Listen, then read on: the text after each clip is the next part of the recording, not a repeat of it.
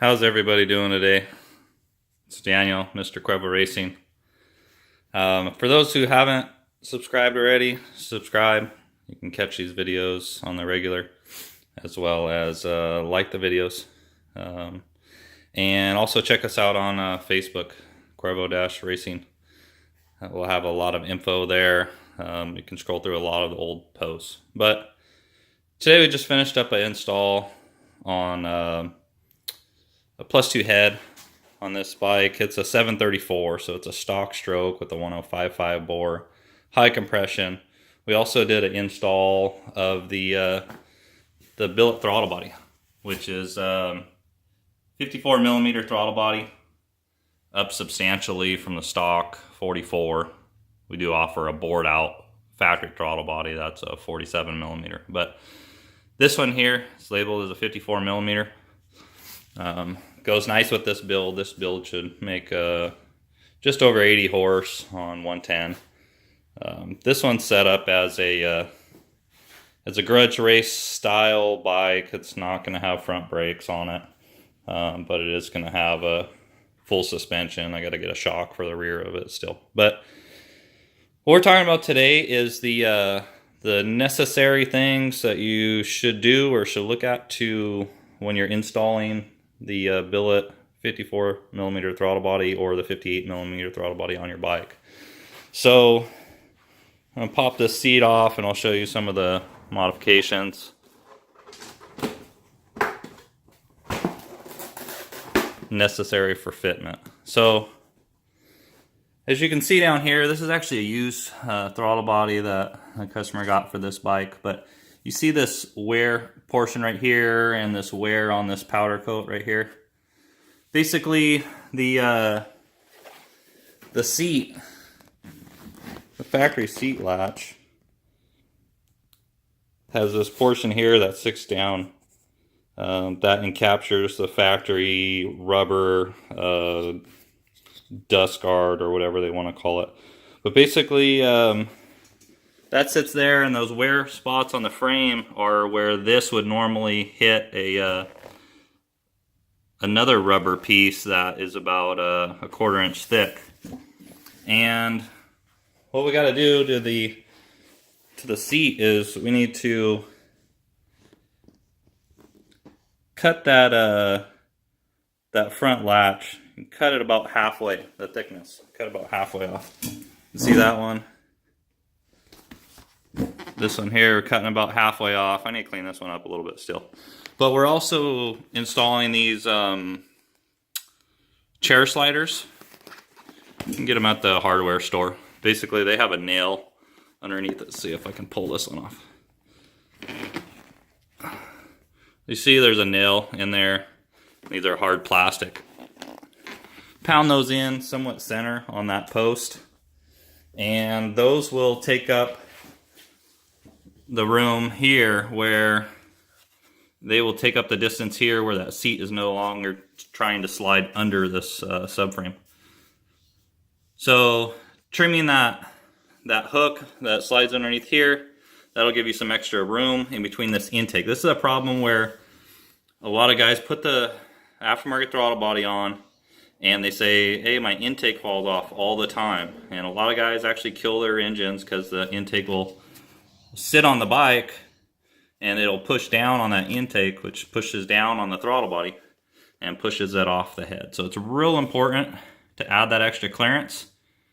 When it's mocked up and it's sitting here, it's all fine. There's that seat will go on there without putting any pressure here. But when the rider gets on, you get 200 pounds on it, pushing down on that seat, you take up that clearance, and then all of a sudden you're pushing down on that throttle body with 200 pounds of weight or whatever the rider weighs, and it'll push it right off the head. So it's real important to add that extra clearance in there, do those modifications to that seat. Just to show you that seat one more time. About cut that in half. Cut this big old upright off of there. So one other thing with the seat, it's hard to show here, but yeah, you can see right there. We did some trimming of these supports that go across. This area will, on some bikes and some filter combinations, that'll hit the filter and will push on or damage the filter. So this is right in back of the foam pad. These on the right side of the seat. You flip it upside down, it's going to be your left side, but that'll give some little extra room for the seat to sit in there. So just clearance that out a little bit to make some more room so you're not damaging the filter. But one more thing on these throttle bodies. Come back here to the bench. This boot here is factory boot. It matches up with the factory throttle body. You see the inner diameter is reduced down to work with the factory throttle body. This boot here is the boot that comes with the 54 or 58 millimeter kits. The problem is this boot is made only for the 58 throttle bodies, yet they ship with the 54s. And what you have is you have a huge lip along the outside where you're going to have air turbulence in this transition from here on the throttle body to this rubber. That's about an 1/8 inch step. And that creates a lot of turbulence, a lot of roll in the air coming across that. So you want the transition from your throttle body to the boot into the cylinder head as smooth as possible to reduce that turbulence in that area, which affects airflow and ultimately power. So what we choose to do is take this factory boot and modify it. We will grind that rib out of there, this one right here next to the edge. Grind it out. You actually need to open it up substantially, so you have to grind on it for a little while. Open up this whole center portion to fit evenly with the inside diameter here when it's tightened down. So it takes a little bit of time, a little bit of finesse to do that, but it is well worth the time to modify this factory boot for these 54 throttle bodies.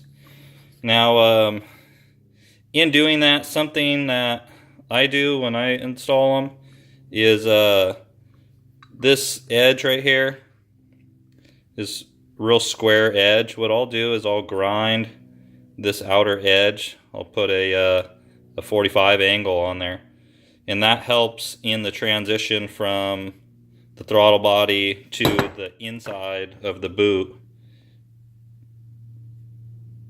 the inside corner. It helps the throttle body not bottom out inside that very corner there.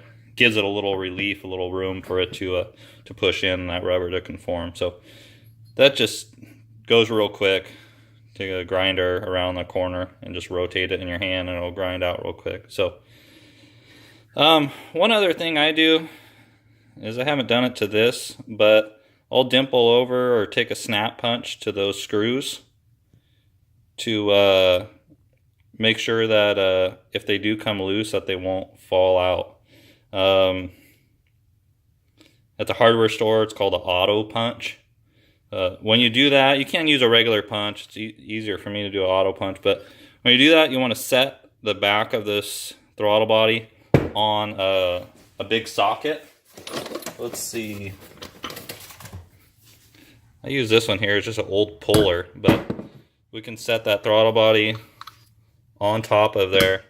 So when you're pushing down to use that snap punch, or a regular handheld punch, that you're not putting pressure on that shaft, so you don't bend the shaft. So one other trick to do there to make sure you don't have issues down the road. These are pretty nice throttle bodies. These are offered from Empire Industries out of Lake Havasu. They've been doing Raptor stuff for these throttle bodies for quite a while.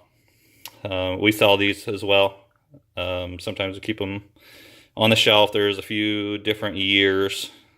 Go through a decent amount of these. Personally, my favorite is the 54. A lot of guys run the 58. I've made more power, more torque with the 54 up into the below 900 cc's. So a guy's putting a 54 or a guy's putting a 58 throttle body on a small motor, that kills the mid-range out of that motor. substantially. Really hurts them. A lot of guys are doing that, thinking bigger is always better. It's not. I have seen 58 throttle bodies work good on smaller engines, but normally the total output of that engine is substantially lower than the engine with a better head and a smaller throttle body. So it really comes down to the head, but I prefer the 54. It works great. And they come with the with this intake here. It's I believe it's called a rotary molding on it. I believe Fuel Customs manufactures this for Empire Industries, and then you get a K&N style gauze filter that goes with it. So that's it for today. Like, subscribe, check us out on Facebook. Give us a call if you need some horsepower. All right, thank you.